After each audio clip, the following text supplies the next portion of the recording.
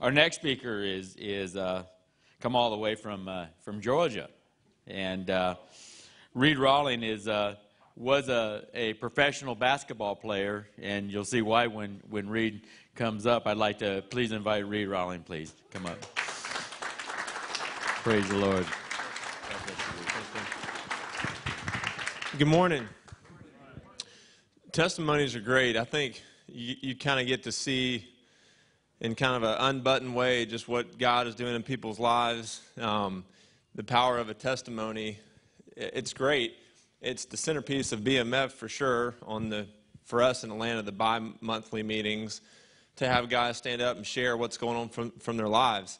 Sometimes it's a buttoned-up professional. Sometimes it's someone who God had just changed and they're new believers. And every week we get to see what God is doing in somebody's lives.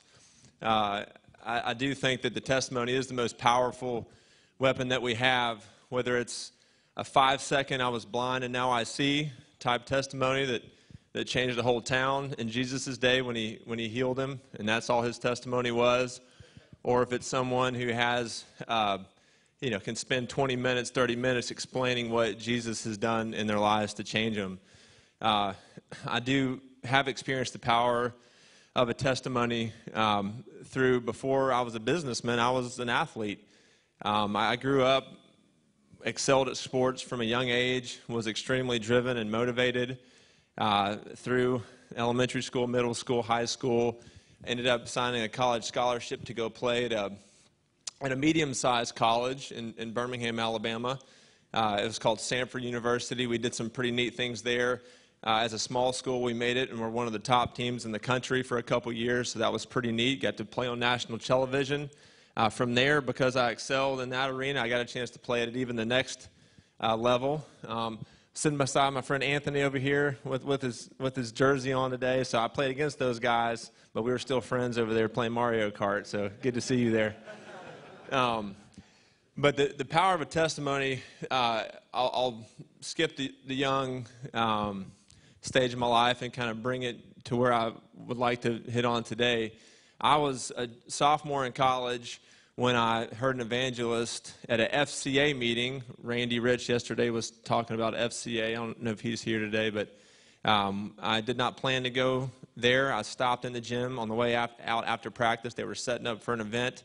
I walk in the back of the gym. There's about 2,000 people there, and there's just a big guy, like a bodybuilder, and has all these chains, physical chains around him, and he's walking out on the court. So, of course, I just said, what's going on? What are they setting up for? What's this guy doing? And in a quick period of time, my testimony is a little bit unique in that I came and surrendered my life to God while things were going really well for me. And that's interesting and a bit unique in most of the testimonies that I hear, and that God got a hold of me while things were going well. And it was more of a mental decision of the will to surrender my life over to God, because I really didn't feel a need for him at the time, but I knew that his truth was real and that I wasn't following him, that I had a head knowledge of him, but I was in no way submitted to him. He wasn't Lord of my life. So before an altar call was even given, if you can imagine just someone sitting there talking, and I walked to the front and just stood out there on the court, and I just looked at him. I did like that. And so he kind of went into an impromptu altar call, and people started coming down. I don't know why I'm out here. I just know that I need to show somebody that my life's not together, and I need to get this right in front of people publicly. Otherwise, it'll be easy for me to go back into my old life. So that was the start of my testimony. Shortly thereafter, I joined into my professional basketball career a group called Athletes in Action.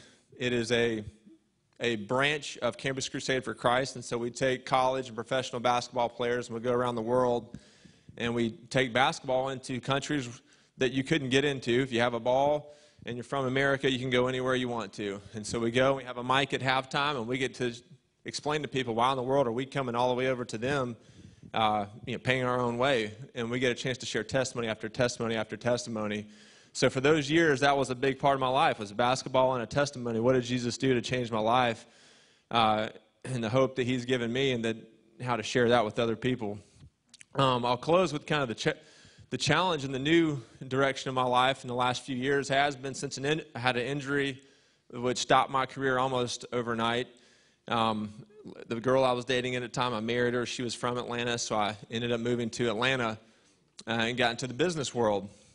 And was sharing with Bill yesterday just some fun business stories and some things that I'm learning that God's taken me through to be able to have another business testimony that is relatable to people who are going through some tough issues financially, unwise decisions, and praying that and seeing how God is using that to form and shape my testimony as a businessman to impact other people.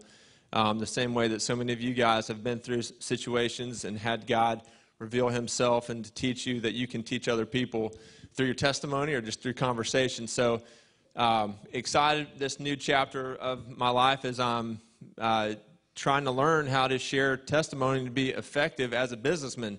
I look at 1 Peter 3:15 that says, "In your heart set apart Christ as Lord, and always be ready to give a reason for the hope that you have." In a lost environment that I was in, obviously the professional basketball world is it can be as lost as it gets. It's with any profession that where sin is really easily seen, and if you choose not to fall into that environment, you stick out pretty easily. So you better be ready to give a reason. It's really easy, and I found myself almost rarely ever having to strike up a conversation with anyone. It was just really easy, again, whether it was a 5-second testimony that I would give that would cause for further discussion later, or someone on a team bus that would sit there and talk to me for a couple hours. It was really easy to give a reason for the hope that I had because I always got asked. And when somebody asks you, it's the best weapon that you'll ever have. You can't argue if somebody asks you. And when it's your testimony, you don't have to preach. You don't even have to be clear and concise. All you got to do is just talk to them about what's coming out of your heart. Where I'm at now is how do you do that in the business world? It's harder to be. There are opportunities, of course, but it's a bit harder in the corporate environment to be able to have a lifestyle that's so different that you get asked all the time. As a matter of fact, I feel that no one cares for the most part, that it's hard to be relevant as it was in the basketball days. I'm enjoying it. It's become, you have to be more intentional.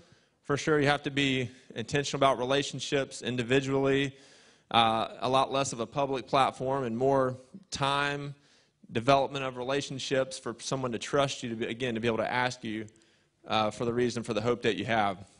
So that's my encouragement for you guys today, and I look forward for the rest of the day. Thank you.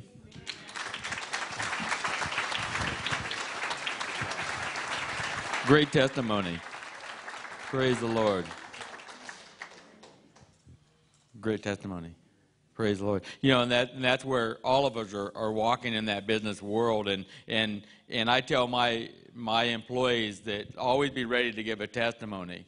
You may only have a 30-second spot to give that testimony. Be prepared. Be prepared because God will open that door for you. You need to walk into it quickly.